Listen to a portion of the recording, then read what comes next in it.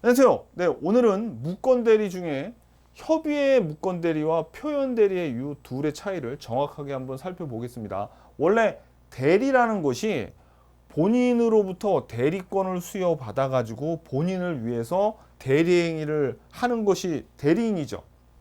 그런데 이 협의의 무건대리 같은 경우에는 본인이 대리인한테 전혀 대리권을 수여하지 않았어요. 근데 그냥 지가 본인으로부터 대리인이라고 어떻게 대리인이라고 한 다음에 본인의 부동산을 팔아먹던가 뭐 그런 게 바로 협의의 무권 대리입니다. 그럴 때는 본인을 보호해 줘야 돼. 본인을 보호해 줘야 돼. 근데 표현 대리는 뭐냐면 이 본인이 얘한테 대리권을 준 건 아닌데 이 상대방이 요 본인이 얘한테 대리권을 줬다고 오해를 할 수가 있거든요. 그런 경우에는 본인의 책임이 있다면 그때는 누구를 보호해야 되냐면 상대방을 보호하는 거예요. 자, 그래서 요 예를 보면 정확하게 이해를 하겠는데 결론부터 먼저 말씀드리면 협의의 무건대리는 이 무건대리 행위에서 본인을 보호하려는 거고요.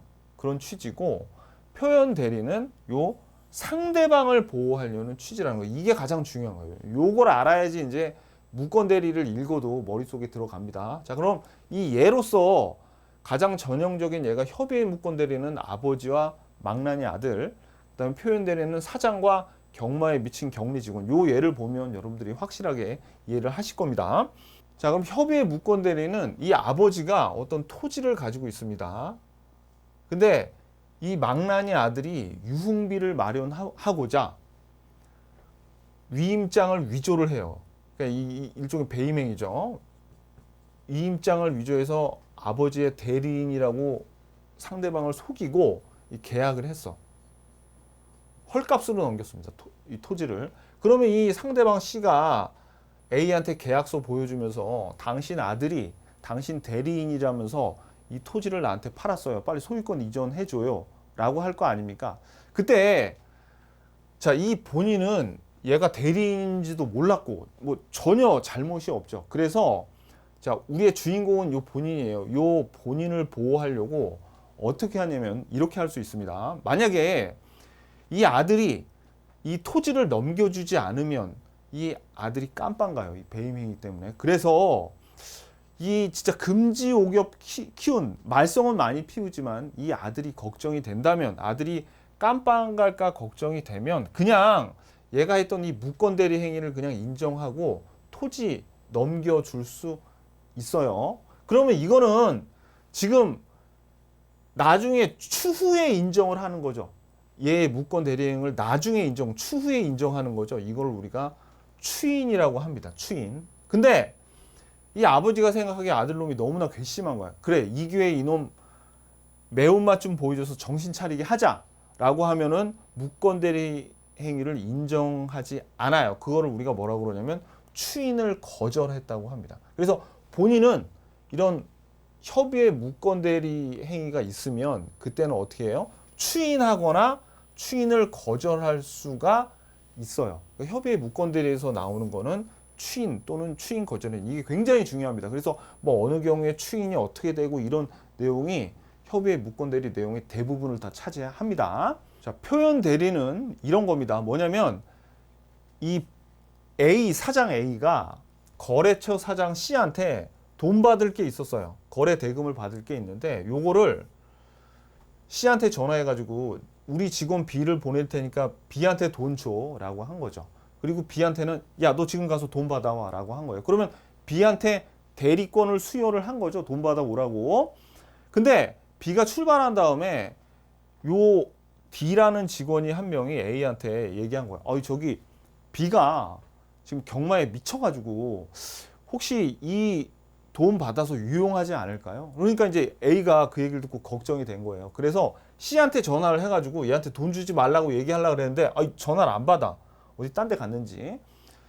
근데 그러니까 이제 A가 B한테 전화를 한 겁니다. B한테 전화해서 야, 너 돈 받지 말고 너 지금 와, 너 절대 돈 받으면 안 돼. 지금 당장 돌아와라고 했어요. 그러면 다시 돌아오라고 한 거는 이제 대리권이 소멸된 거죠. 그럼 얘는 더 이상 대리인이 아니지만 이 C는 B가 아직까지 대리인지 착각을 해가지고 B가 가서 사장의 말을 어기고 C한테 가서 돈을 받은 거예요. 이거 가지고 날랐어. 경마장으로. 그죠?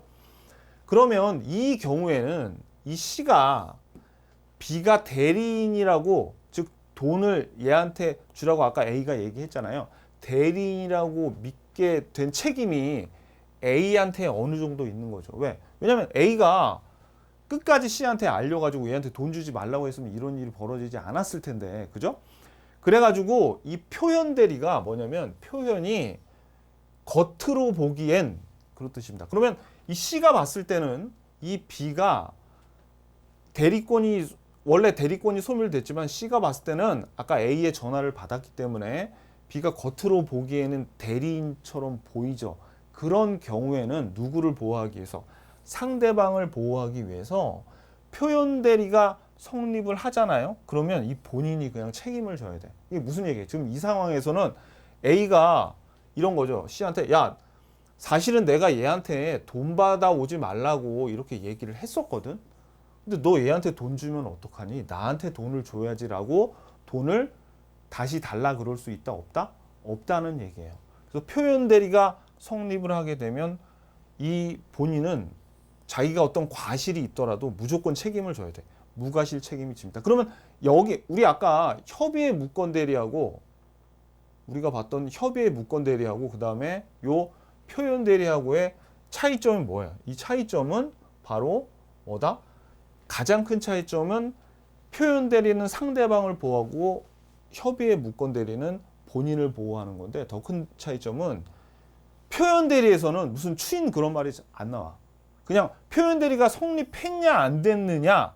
그러니까 결국 표현 대리의 중점은 뭐예요? 얘가 이 C가 B를 대리인으로 믿게 된 데에 내 책임이, 본인의 책임이 있어 없어, 그거 가지고 싸우는 거야, 표현 대리는. 근데 반면에 협의의 무권 대리에서는 뭐 이 사건에 대해서 이 본인이 추인을 할 것이냐 안 할 것이냐. 그래서 이게 굉장히 중요하단 말이에요. 그러니까 이제 여러분들이 협의의 무권 대리 처음에 들어가면은 이 추인에 대해서 이거하고 관련돼 있는 뭐 철회 뭐 이런 거 배우거든요. 추인 거절 이런 거 배우다 보면 양이 굉장히 많아. 그래가지고 좀 일을 다 끝냈어. 그래가지고 이제 표현 대리 들어가가지고 야, 여기도 양이 많으면 어떡하지 이렇게 걱정하는데 별로 그 표현 대리는 양이 별로 없어요. 왜? 뭐 이렇게 추인하느냐 안 하느냐 이런 걱정이 아니라 그냥 이게 표현 대리가 성립해? 아니면 성립하지 않아? 이것만 그냥 따지면 돼. 왜? 표현 대리가 성립하면 어떻게 된다는 거야?